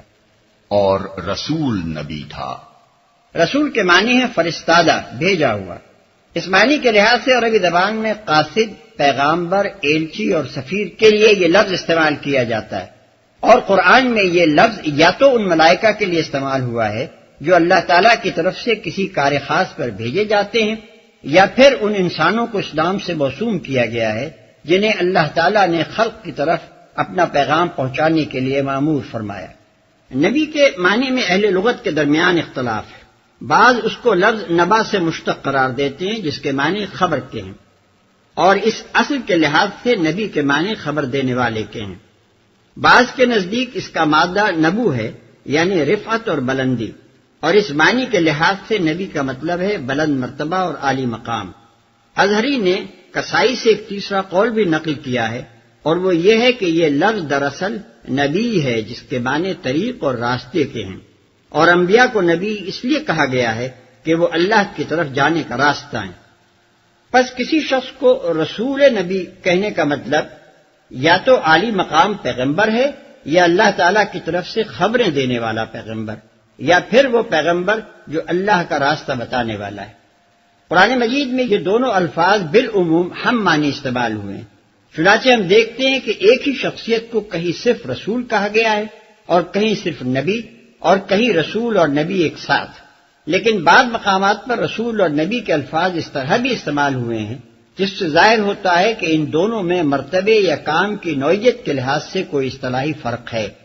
مثلا سورہ حج رکوع 7 میں فرمایا وَمَا أَرْسَلْنَا مِن قَبْلِكَ مِن رَسُولٍ وَلَا نَبِيٍّ إِلَّا، ہم نے تم سے پہلے نہیں بھیجا کوئی رسول اور نہ نبی مگر۔ یہ الفاظ صاف ظاہر کرتے ہیں کہ رسول اور نبی دو الگ اصطلاحیں ہیں جن کے درمیان کوئی معنوی فرق ضرور ہے۔ اسی بنا پر اہل تفسیر میں یہ بحث چل پڑی ہے کہ اس فرق کی نوعیت کیا ہے، لیکن حقیقت یہ ہے کہ قطعی دلائل کے ساتھ کوئی بھی رسول اور نبی کی الگ الگ حیثیتوں کا تعین نہیں کر سکا ہے۔ زیادہ سے زیادہ جو بات یقین کے ساتھ کہی جا سکتی ہے وہ یہ ہے کہ رسول کا لفظ نبی کے بنسبت خاص ہے، یعنی ہر رسول نبی بھی ہوتا ہے مگر ہر نبی رسول نہیں ہوتا، یا بالفاظ دیگر انبیاء میں سے رسول کا لفظ ان جلیل القدر ہستیوں کے لیے بولا گیا ہے جن کو عام انبیاء کے بنسبت زیادہ اہم منصب سپرد کیا گیا تھا۔ اسی کی تائید اس حدیث سے بھی ہوتی ہے جو امام احمد رحمۃ اللہ علیہ نے حضرت ابو امامہ رضی اللہ عنہ سے اور حاکم رحمۃ اللہ علیہ نے حضرت ابو ذر رضی اللہ عنہ سے نقل کی ہے کہ نبی صلی اللہ علیہ وسلم سے رسولوں کی تعداد پوچھی گئی تو آپ نے 313 یا 315 بتائی، اور انبیاء کی تعداد پوچھی گئی تو آپ نے 1,24,000 بتائی۔ اگرچہ اس حدیث کی سندیں ضعیف ہیں مگر کئی سندوں سے ایک بات کا نقل ہونا اس کے ضعف کو بڑی حد تک دور کر دیتا ہے۔ وَنَادَيْنَاهُ مِن جَانِبِ الطُّورِ الْأَيْمَنِ وَقَرَّبْنَاهُ نَجِيًّا وَوَهَبْنَا لَهُ مِن رَّحْمَتِنَا أَخَاهُ هَارُونَ نَبِيًّا، ہم نے اس کو طور کے داہنی جانب سے پکارا اور راز کی گفتگو سے اس کو تقرب عطا کیا، اور اپنی مہربانی سے اس کے بھائی ہارون کو نبی بنا کر اسے مددگار کے طور پر دیا۔ طور کے داہنی جانب سے پکارا، کوہ طور کے داہنی جانب سے مراد اس کا مشرقی دامن ہے، چونکہ حضرت موسیٰ علیہ السلام مدین سے مصر جاتے ہوئے اس راستے سے گزر رہے تھے جو کوہ طور کے جنوب سے جاتا ہے، اور جنوب کی طرف سے اگر کوئی شخص طور کو دیکھے تو اس کے دائیں جانب مشرق اور بائیں جانب مغرب ہوگا، اس لیے حضرت موسیٰ علیہ السلام کی نسبت سے طور کے مشرقی دامن کو داہنی جانب فرمایا گیا، ورنہ ظاہر ہے کہ بجائے خود پہاڑ کا کوئی دایاں یا بایاں رخ نہیں ہوتا۔ وَاذْكُرْ فِي الْكِتَابِ إِسْمَاعِيلَ إِنَّهُ كَانَ صَادِقَ الْوَعْدِ وَكَانَ رَسُولًا نَبِيًّا وَكَانَ يَأْمُرُ أَهْلَهُ بِالصَّلَاةِ وَالزَّكَاةِ وَكَانَ عِندَ رَبِّهِ مَرْضِيًّا۔ اور اس کتاب میں اسماعیل کا ذکر کرو، وہ وعدے کا سچا تھا اور رسول نبی تھا، وہ اپنے گھر والوں کو نماز اور زکوٰۃ کا حکم دیتا تھا اور اپنے رب کے نزدیک ایک پسندیدہ انسان تھا۔ وَاذْكُرْ فِي الْكِتَابِ إِدْرِيسَ إِنَّهُ كَانَ صِدِّيقًا نَبِيًّا وَرَفَعْنَاهُ مَكَانًا عَلِيًّا۔ اور اس کتاب میں ادریس کا ذکر کرو، وہ ایک راست باز انسان تھا اور ایک نبی تھا، اور اسے ہم نے بلند مقام پر اٹھایا تھا۔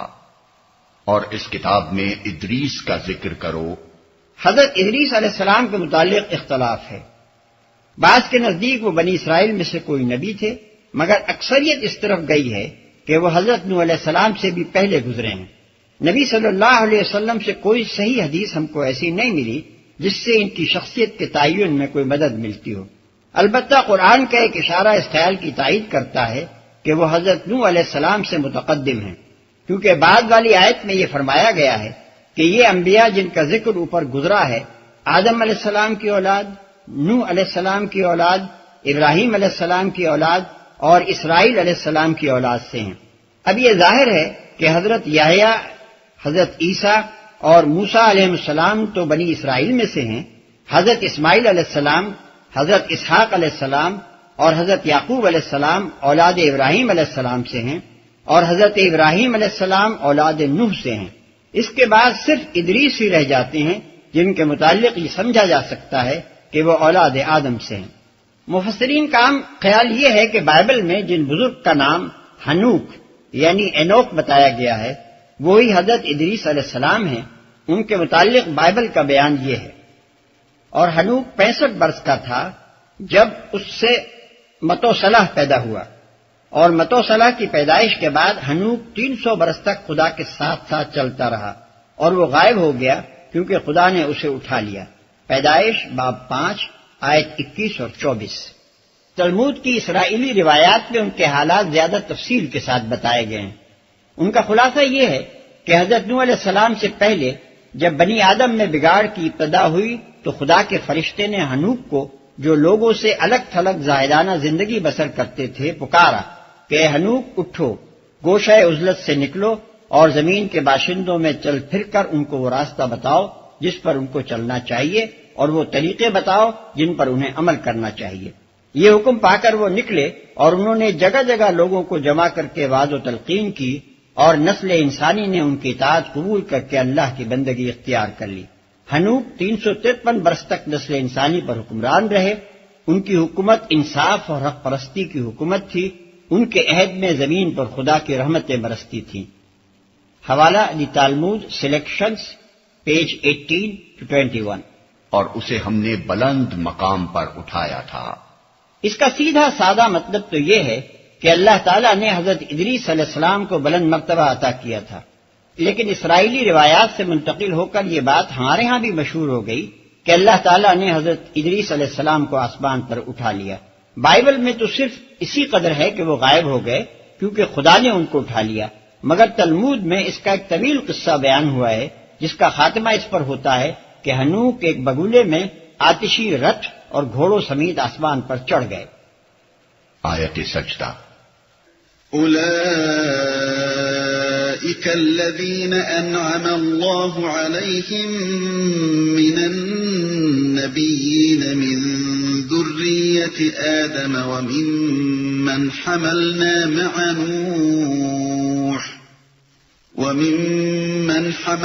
مع نوح ومن ذرية إبراهيم وإسرائيل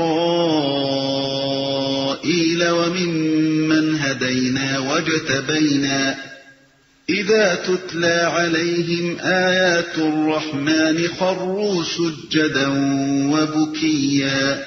یہ وہ پیغمبر ہیں جن پر اللہ نے انعام فرمایا آدم کی اولاد میں سے اور ان لوگوں کی نسل سے جنہیں ہم نے نوح کے ساتھ کشتی پر سوار کیا تھا، اور ابراہیم کی نسل سے اور اسرائیل کی نسل سے، اور یہ ان لوگوں میں سے تھے جن کو ہم نے ہدایت بخشی اور برگزیدہ کیا۔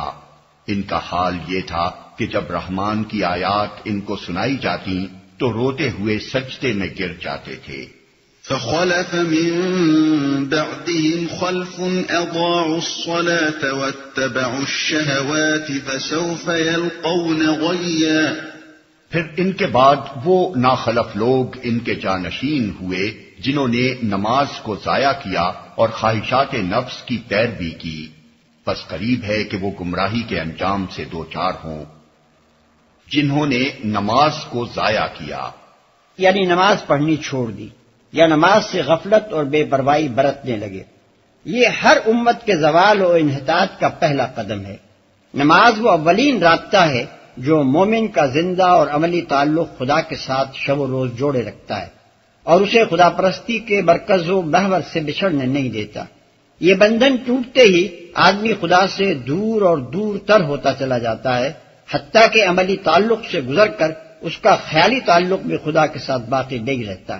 اسی لیے اللہ تعالیٰ نے یہاں یہ بات ایک قاعدہ کلیہ کے طور پر بیان فرمائی ہے کہ پچھلے تمام انبیاء کی امتوں کا بگاڑ نماز ضائع کرنے سے شروع ہوا ہے اور خواہشات نفس کی پیروی کی۔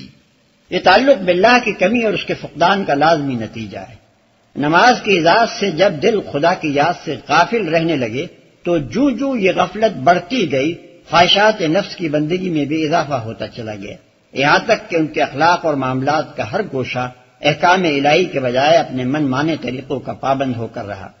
إلا من تاب وآمن وعمل صالحا فأولئك يدخلون الجنة ولا يظلمون شيئا۔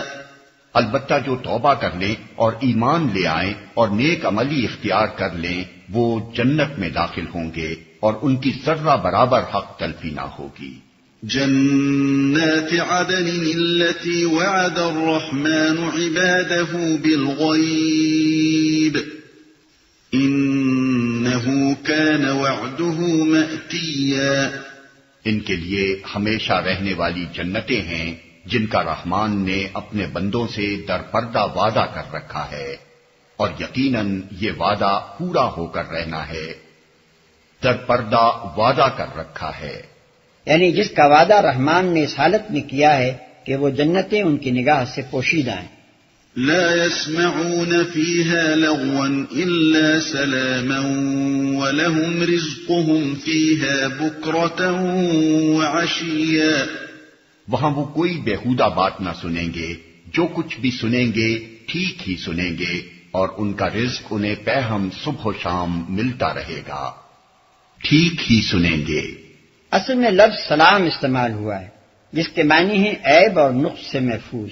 جنت میں جو نعمتیں انسان کو میسر ہوں گی ان میں سے ایک بڑی نعمت یہ ہوگی کہ وہاں کوئی بیہودہ اور فضول اور گندی بات سننے میں نہ آئے گی۔ وہاں کا پورا معاشرہ ایک ستھرا اور سنجیدہ اور پاکیزہ معاشرہ ہوگا جس کا ہر فرد سلیم متبع ہوگا۔ وہاں کے رہنے والوں کو غیبتوں اور گالیوں اور فحش گانوں اور دوسری بری آوازوں کی سماعت سے پوری نجات مل جائے گی۔ وہاں آدمی جو کچھ بھی سنے گا بھلی اور معقول اور بجا باتیں ہی سنے گا۔ اس نعمت کی قدر وہی شخص سمجھ سکتا ہے جو اس دنیا میں فی الواقع ایک پاکیزہ اور ستھرا ذوق رکھتا ہو، کیونکہ وہی یہ محسوس کر سکتا ہے کہ انسان کے لیے ایک ایسی گندی سوسائٹی میں رہنا کتنی بڑی مصیبت ہے جہاں کسی وقت بھی اس کے کان جھوٹ، غیبت، فتنہ و فساد، شرارت، گندگی اور شہوانیت کی بات اس سے محفوظ نہ ہو۔ تلك الجنة التي نورث من عبادنا من كان تقيا۔ یہ ہے وہ جنت جس کا وارث ہم اپنے بندوں میں سے اس کو بنائیں گے جو پرہیزگار رہا ہے۔ وما نتنزل إلا بأمر ربك له ما بين أيدينا وما خلفنا وما بين ذلك وما كان ربك نسيا۔ اے محمد، ہم تمہارے رب کے حکم کے بغیر نہیں اترا کرتے۔ جو کچھ ہمارے آگے ہے اور جو کچھ پیچھے ہے اور جو کچھ اس کے درمیان میں ہے، ہر چیز کا مالک وہی ہے، اور تمہارا رب بھولنے والا نہیں ہے۔ اے محمد، یہ پورا پیراگراف ایک جملہ معترضہ ہے جو ایک سلسلہ کلام کو ختم کر کے دوسرا سلسلہ کلام شروع کرنے سے پہلے ارشاد ہوا ہے۔ انداز کلام صاحب بتا رہا ہے کہ یہ سورت بڑی دیر کے بعد ایسے زمانے میں نازل ہوئی ہے جبکہ نبی صلی اللہ علیہ وسلم اور آپ کے صحابہ بڑے اضطراب انگیز حالات سے گزر رہے ہیں۔ حضور صلی اللہ علیہ وسلم کو اور آپ کے صحابیوں کو ہر وقت وحی کا انتظار ہے تاکہ اس سے رہنمائی بھی ملے اور تسلی بھی حاصل ہو۔ جو وحی آنے میں دیر ہو رہی ہے اضطراب بڑھتا جاتا ہے۔ اس حالت میں جبریل علیہ السلام فرشتوں کے جھرمٹ میں تشریف لاتے ہیں۔ پہلے وہ فرمان سناتے ہیں جو موقع کی ضرورت کے لحاظ سے فوراً درکار تھا، پھر آگے بڑھنے سے پہلے اللہ تعالیٰ کے اشارے سے یہ چند کلمات اپنی طرف سے کہتے ہیں جن میں اتنی دیر تک اپنے حاضر نہ ہونے کی معذرت بھی ہے، اللہ تعالیٰ کی طرف سے حرف تسلی بھی، اور ساتھ ساتھ صبر و ضبط کی تلقین بھی۔ یہ صرف کلام کی اندرونی شہادت ہی نہیں ہے بلکہ متعدد روایات بھی اس کی تصدیق کرتی ہیں جنہیں ابن جریر، ابن کثیر اور صاحب روح المعانی وغیرہ ہم نے اس آیت کی تفسیر میں نقل کیا ہے۔ رب السماوات والأرض وما بينهما فاعبده واصطبر لعبادته هل تعلم له سميا۔ وہ رب ہے آسمانوں کا اور زمین کا اور ان ساری چیزوں کا جو آسمان و زمین کے درمیان ہیں، بس تم اس کی بندگی کرو اور اسی کی بندگی پر ثابت قدم رہو۔ کیا ہے کوئی ہستی تمہارے علم میں اس کی ہم پایا؟ اسی کی بندگی پر ثابت قدم رہو، یعنی اس کی بندگی کے راستے پر مضبوطی کے ساتھ چلو، اور اس راہ میں جو مشکلات اور مصائب بھی پیش آئیں ان کا صبر کے ساتھ مقابلہ کرو۔ اگر اس کی طرف سے یاد فرمائی اور مدد اور تسلی میں کبھی دیر لگ جایا کرے تو اس پر گھبراؤ نہیں، ایک مطیع فرمان بندے کی طرح ہر حال میں اس کی مشیت پر راضی رہو اور پورے عزم کے ساتھ وہ خدمت انجام دیے چلے جاؤ جو ایک بندے اور رسول کی حیثیت سے تمہارے سپرد کی گئی۔ کیا ہے کوئی ہستی تمہارے علم میں اس کی ہم پایا؟ اصل میں لفظ سمیع استعمال ہوا ہے جس کے لغوی معنی ہم نام کے ہیں۔ مراد یہ کہ اللہ تو الہ ہے، کیا کوئی دوسرا الہ بھی تمہارے علم میں ہے؟ اگر نہیں ہے اور تم جانتے ہو کہ نہیں ہے تو پھر تمہارے لیے اس کے سوا اور راستہ ہی کون سا ہے کہ اس کی بندگی کرو اور اس کے حکم کے بندے بن کر رہو۔ وَيَقُولُ الْإِنسَانُ أَإِذَا مَا مِتُّ لَسَوْفَ أُخْرَجُ حَيًّا، انسان کہتا ہے کیا واقعی جب میں مر چکوں گا تو پھر زندہ کر کے نکال لایا جاؤں گا؟ أَوَلَا يَذْكُرُ الْإِنسَانُ أَنَّا خَلَقْنَاهُ مِن قَبْلُ وَلَمْ يَكُ شَيْئًا، کیا انسان کو یاد نہیں آتا کہ ہم پہلے اس کو پیدا کر چکے ہیں جبکہ وہ کچھ بھی نہ تھا؟ فَوَرَبِّكَ لَنَحْشُرَنَّهُمْ وَالشَّيَاطِينَ ثُمَّ لَنُحْضِرَنَّهُمْ حَوْلَ جَهَنَّمَ جِثِيًّا، تیرے رب کی قسم ہم ضرور ان سب کو اور ان کے ساتھ شیاطین کو بھی گھیر لائیں گے، پھر جہنم کے گرد لا کر انہیں گھٹنوں کے بل گرا دیں گے، ان کے ساتھ شیاطین کو بھی گھیر لائیں گے۔ یعنی ان شیاطین کو جن کے یہ چیلے بنے ہوئے ہیں اور جن کے سکھائے پڑھائے میں آ کر انہوں نے یہ سمجھ لیا ہے کہ زندگی جو کچھ بھی ہے بس یہی دنیا کی زندگی ہے، اس کے بعد کوئی دوسری زندگی نہیں جہاں ہمیں خدا کے سامنے حاضر ہونا اور اپنے اعمال کا حساب دینا ہو۔ ثم لننزعن من كل شيعة أيهم أشد على الرحمن عتيا ثم لنحن أعلم بالذين هم أولى بها صليا، پھر ہر گروہ میں سے ہر اس شخص کو چھانٹ لیں گے جو رحمان کے مقابلے میں زیادہ سرکش بنا ہوا تھا، پھر ہم یہ جانتے ہیں کہ ان میں سے کون سب سے بڑھ کر جہنم میں جھونکے جانے کا مستحق ہے، زیادہ سرکش بنا ہوا تھا، یعنی ہر باغی گروہ کا لیڈر۔ وَإِن مِّنكُمْ إِلَّا وَارِدُهَا كَانَ عَلَى رَبِّكَ حَتْمًا مَّقْضِيًّا، تم میں سے کوئی ایسا نہیں ہے جو جہنم پر وارد نہ ہو، یہ تو ایک طے شدہ بات ہے جسے پورا کرنا تیرے رب کا ذمہ ہے۔ جو جہنم پر وارد نہ ہو، وارد ہونے کے معنی بعض روایات میں داخل ہونے کے بیان کیے گئے، مگر ان میں سے کسی کی سند بھی نبی صلی اللہ علیہ وسلم تک قابل اعتماد ذرائع سے نہیں پہنچتی، اور پھر یہ بات قرآن مجید اور ان کثیر التعداد صحیح احادیث کے بھی خلاف ہے جن میں مومنین صالحین کے دوزخ میں جانے کی قطعی نفی کی گئی۔ مزید برآں لغت میں بھی ورود کے معنی دخول کے نہیں ہیں، اس لیے اس کا صحیح مطلب یہی ہے کہ جہنم پر گزر تو سب کا ہوگا، مگر جیسا کہ بعد والی آیت بتا رہی ہے پرہیزگار لوگ اس سے بچا لیے جائیں گے اور ظالم اس میں جھونک دیے جائیں گے۔ ثم ننجي الذين اتقوا ونذر الظالمين فيها جثيا، پھر ہم ان لوگوں کو بچا لیں گے جو دنیا میں متقی تھے اور ظالموں کو اسی میں گرا ہوا چھوڑ دیں گے۔ وَإِذَا تُتْلَى عَلَيْهِمْ آيَاتُنَا بَيِّنَاتٍ قَالَ الَّذِينَ كَفَرُوا لِلَّذِينَ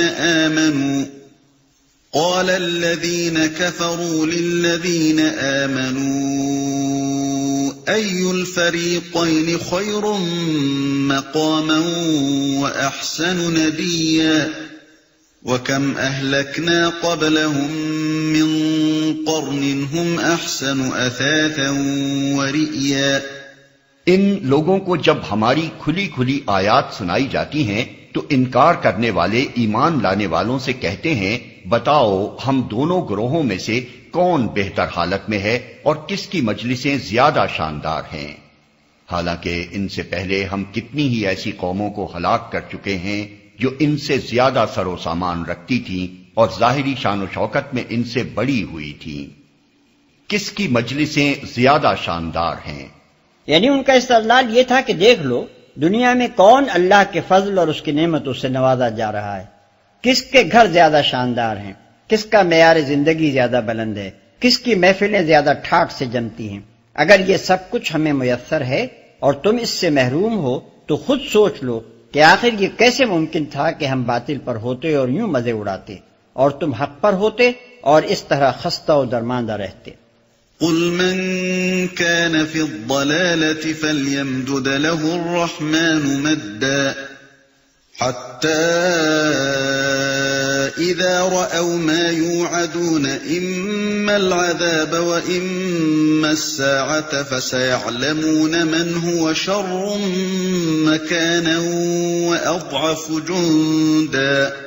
ان سے کہو جو شخص گمراہی میں مبتلا ہوتا ہے اسے رحمان ڈھیل دیا کرتا ہے یہاں تک کہ جب ایسے لوگ وہ چیز دیکھ لیتے ہیں جس کا ان سے وعدہ کیا گیا ہے، خواہ وہ عذاب الہی ہو یا قیامت کی گھڑی، تب انہیں معلوم ہو جاتا ہے کہ کس کا حال خراب ہے اور کس کا جتھا کمزور۔ وَيَزِيدُ اللَّهُ الَّذِينَ اهْتَدَوْا هُدًى وَالْبَاقِيَاتُ الصَّالِحَاتُ خَيْرٌ عِندَ رَبِّكَ ثَوَابًا وَخَيْرٌ مَّرَدًّا۔ اس کے برعکس جو لوگ راہ راست اختیار کرتے ہیں اللہ ان کو راست روی میں ترقی عطا فرماتا ہے، اور باقی رہ جانے والی نیکیاں ہی تیرے رب کے نزدیک جزا اور انجام کے اعتبار سے بہتر ہیں۔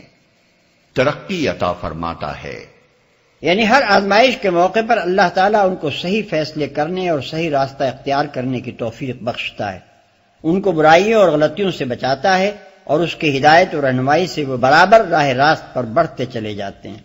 أَفَرَأَيْتَ الَّذِي كَفَرَ بِآيَاتِنَا وَقَالَ لَأُوتَيَنَّ مَالًا وَوَلَدًا۔ پھر تو نے دیکھا اس شخص کو جو ہماری آیات کو ماننے سے انکار کرتا ہے اور کہتا ہے کہ میں تو مال اور اولاد سے نوازا ہی جاتا رہوں گا۔ یعنی وہ کہتا ہے کہ تم مجھے خواہ کتنا ہی گمراہ و بدکار کہتے رہو اور عذاب الہی کے ڈراوے دیا کرو، میں تو آج بھی تم سے زیادہ خوشحال ہوں اور آئندہ بھی مجھ پر نعمتوں کی بارش ہوتی رہے گی۔ میری دولت دیکھو، میری وجاہت دیکھو اور ریاست دیکھو، میرے نامور بیٹوں کو دیکھو، میری زندگی میں آخر تمہیں کہاں یہ آثار نظر آتے ہیں کہ میں خدا کا مغضوب ہوں؟ یہ مکے میں کسی ایک شخص کے خیالات نہ تھے، بلکہ کفار مکہ کا ہر شیخ اور سردار اسی خط میں مبتلا تھا۔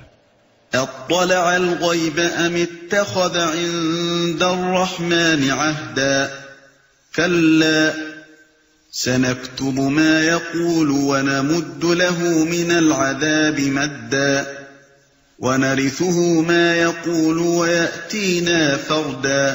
کیا اسے غیب کا پتہ چل گیا ہے یا اس نے رحمان سے کوئی عہد لے رکھا ہے؟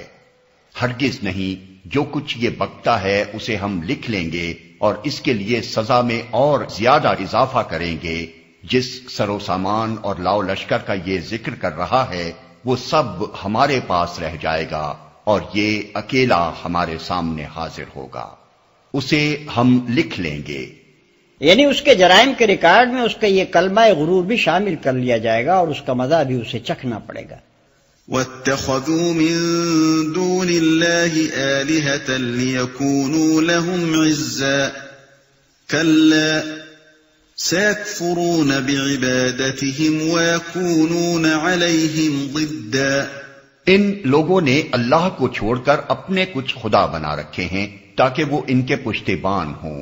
کوئی پشتیبان نہ ہوگا، وہ سب ان کی عبادت کا انکار کریں گے اور الٹے ان کے مخالف بن جائیں گے، ان کے پشتیبان ہوں۔ اصل میں لفظ عزن استعمال ہوا ہے، یعنی وہ ان کے لیے سبب عزت ہوں، مگر عزت سے مراد عربی زبان میں کسی شخص کا ایسا طاقتور اور زبردست ہونا ہے کہ اس پر کوئی ہاتھ نہ ڈال سکے، اور ایک شخص کا دوسرے شخص کے لیے سبب عزت بننا یہ معنی رکھتا ہے کہ وہ اس کی حمایت پر ہو جس کی وجہ سے اس کا کوئی مخالف اس کی طرف آنکھ اٹھا کر نہ دیکھ سکے۔ ان کی عبادت کا انکار کریں گے، یعنی وہ کہیں گے کہ نہ ہم نے کبھی ان سے کہا تھا کہ ہماری عبادت کرو، اور نہ ہمیں یہ خبر تھی کہ یہ احمق لوگ ہماری عبادت کر رہے ہیں۔ أَلَمْ تَرَ أَنَّا أَرْسَلْنَا الشَّيَاطِينَ عَلَى الْكَافِرِينَ تَؤُزُّهُمْ أَزًّا فَلَا تَعْجَلْ عَلَيْهِمْ إِنَّمَا نَعُدُّ لَهُمْ عَدًّا۔ کیا تم دیکھتے نہیں ہو کہ ہم نے ان منکرین حق پر شیاطین چھوڑ رکھے ہیں جو انہیں خوب خوب مخالفت حق پر اکسا رہے ہیں؟ اچھا تو اب ان پر نزول عذاب کے لیے بےتاب نہ ہو، ہم ان کے دن گن رہے ہیں۔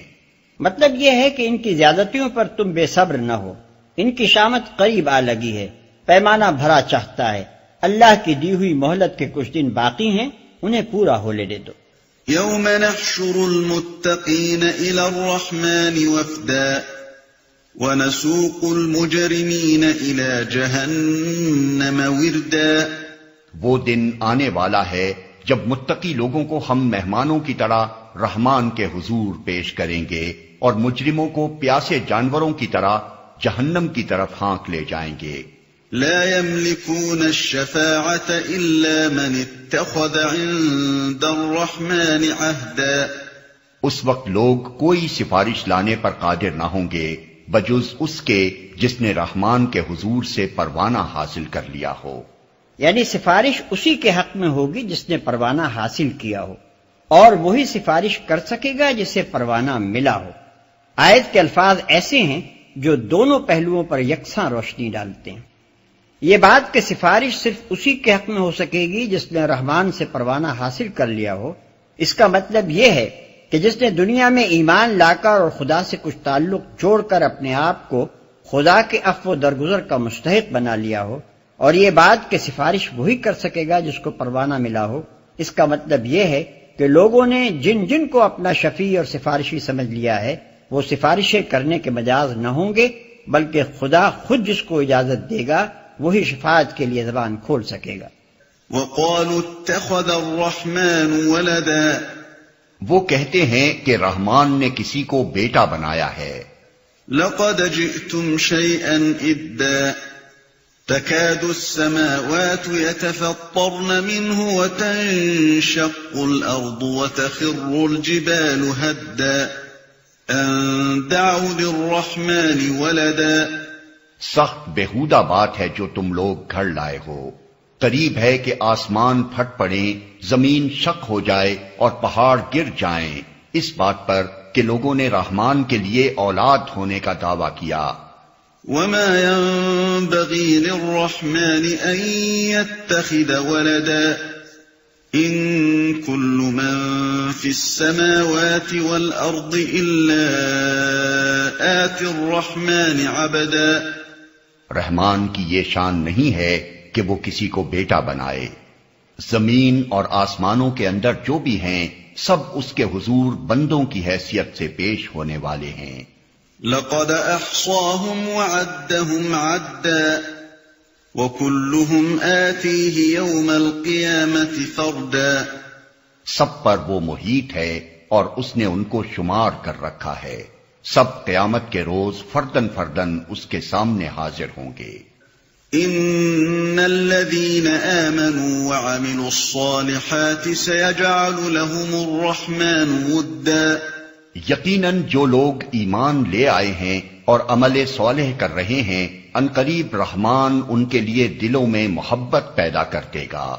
یعنی آج مکے کی گلیوں میں وہ ذلیل و رسوا کیے جا رہے ہیں، مگر یہ حالت دیر پا نہیں ہے، قریب ہے وہ وقت جبکہ اپنے اعمال صالحہ اور اخلاق حسنہ کی وجہ سے وہ محبوب خلائق ہو کر رہیں گے، دل ان کی طرف کھنچیں گے، دنیا ان کے آگے پلکیں بچھائے گی، فسق و فجور، رونت اور کبر، جھوٹ اور ریاکاری کے بل پر جو سیادت و قیادت چلتی ہو وہ گردنوں کو چاہے جھکا لے، دلوں کو مسخر نہیں کر سکتی۔